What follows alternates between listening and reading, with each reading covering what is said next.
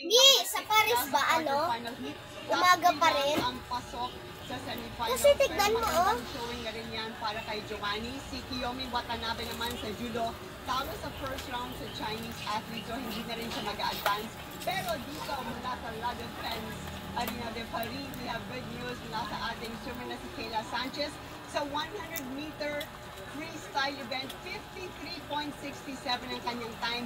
Hold siya sa kanyang heat at 10th overall, kaya pasok siya sa semifinals dahil top 16 ang mag-a-advance sa next round. Kausap ko si Kayla sa mixed zone pagkatapos ng kanyang karera. Bawal lang mag-video pero ang sabi niya sobrang happy siya sa kanyang time. Ito ang kanyang pinakamabilis na time in 53.67 since 2022 at may gagawin pa silang mga adjustment para sa semifinals mamayang gabi para makapilit pumasok sa finals. Top 8 lang sa 16 swimmers ang pasok sa finals ng 100-meter freestyle. At marami naman nagtatanong tungkol sa ating pole vaulter na si CJ Obiena. Darating siya sa Paris bukas, July 31. Ilang araw bago ang kanyang preliminary sa August 3.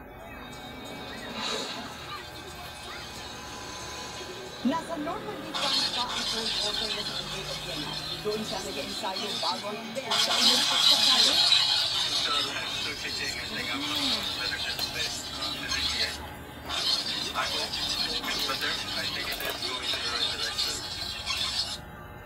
Nauna nang inamin ni Obiena na may mga hamon sa paghahanda niya para sa Olympics. Hindi idinitalyo ni EJ ang iniindang injury, pero pagkakita niya, sinisipag niyang makuha ang top condition. It's not like life-threatening.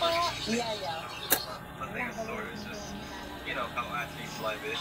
I can't treat it just like a lot of other things that I can do. It's just the timing of it is just very bad.